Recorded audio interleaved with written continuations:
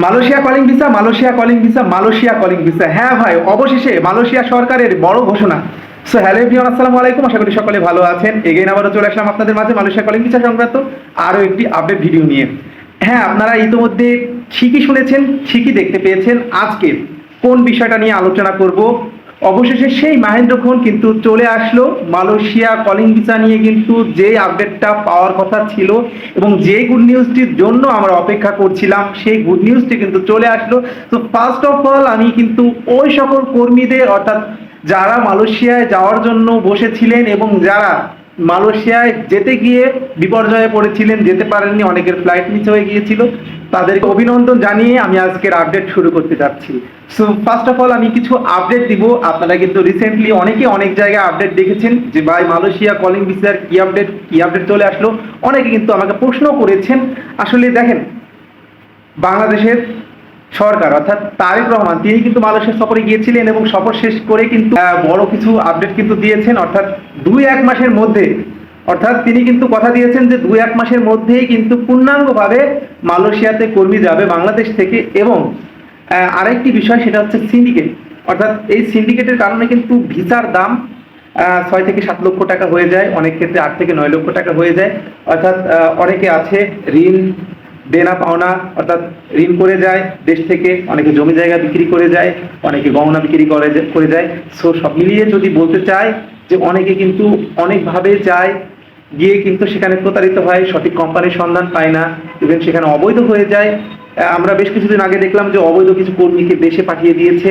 এবং রিসেন্টলি পাওয়া তথ্য মতে বাংলাদেশের বৈদেশিক কর্মসংস্থান মন্ত্রণালয়ের প্রধান যে ভিপি নূর, অর্থাৎ তিনি কিন্তু সুস্পষ্টভাবে জানিয়েছেন একটি কথা, সেটা হচ্ছে যে এখন থেকে মালয়েশিয়াতে বিনা খরচে কিভাবে, বিনা অভিবাসনে কিভাবে কর্মী পাঠানো যায় সেটা নিয়ে নাকি সরকার কাজ করছে। ইভেন আরেকটি বিষয়, সেটা কিন্তু আপনারা অনেকেই জানতে পেরেছেন যে ভাই মালয়েশিয়া কলিং ভিসা মেডিকেলটা নাকি চালু হয়ে গেছে। আসলে মেডিকেলের যে ব্যাপারটা, ফুল যে কস্টিং লেভেল, অর্থাৎ মালয়েশিয়া যেতে কত টাকা খরচ হবে বাংলাদেশ থেকে এবং যে সকল রিক্রুটিং এজেন্সিগুলো অনুমোদন পেয়েছে তার মধ্যে কত সংখ্যক রিক্রুটিং এজেন্সি কর্মী পাঠাবে, সব মিলিয়ে যখন একটা বাজেট পাস হবে, অর্থাৎ তখন থেকে কিন্তু আমরা বলতে পারবো যে হ্যাঁ মেডিকেল আপনারা করেন বা মেডিকেল আপনারা করতে পারেন।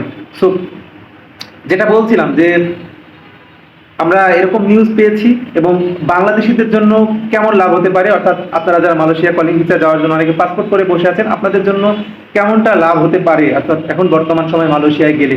অর্থাৎ আমি বলতে চাই যে মালয়েশিয়ায় গেলে লাভ লস বলতে গেলে, আগের যদি আপনারা ডিটেলস দেখেন, অর্থাৎ আগে যদি দেখতে চান, অর্থাৎ গত 5 বছরের সব মিলিয়ে যদি বলতে চাই যে মালয়েশিয়ায় যারা গিয়েছিল অনেকে কিন্তু প্রতারিত হয়েছে। যদি 100% ধরতে যায় তার মধ্যে কিন্তু 90%ই কিন্তু প্রতারিত হয়েছে, 10% ভালো অবস্থানে আছে, অর্থাৎ ভালো বলতে গেলে খুবই ভালো অবস্থানে আছে বললেও ভুল হবে।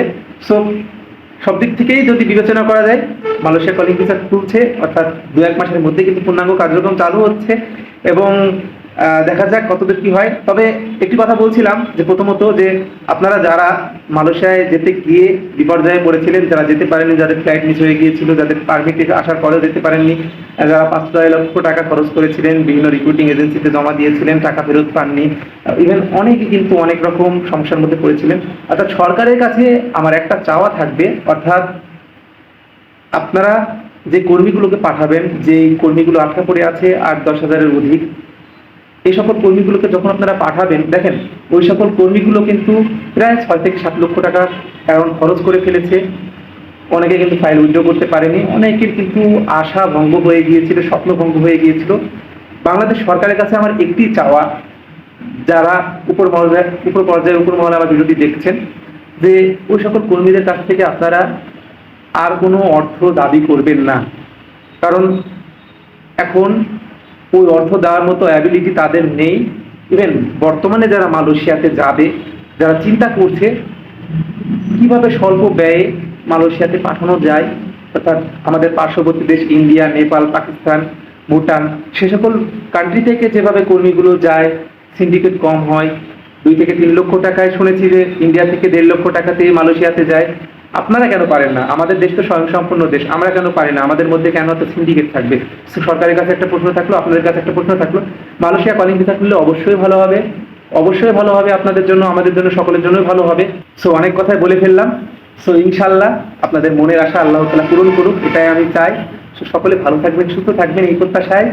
এখনও যারা আমার চ্যানেলটি সাবস্ক্রাইব করেননি অবশ্যই অবশ্যই চ্যানেলটি সাবস্ক্রাইব করবেন, আমার পাশে থাকবেন। ইনশাল্লাহ আমিও সর্বদা আপনাদের পাশে আছি। অবশ্যই অবশ্যই সঠিক নিউজ পাবেন। ধন্যবাদ সবাইকে।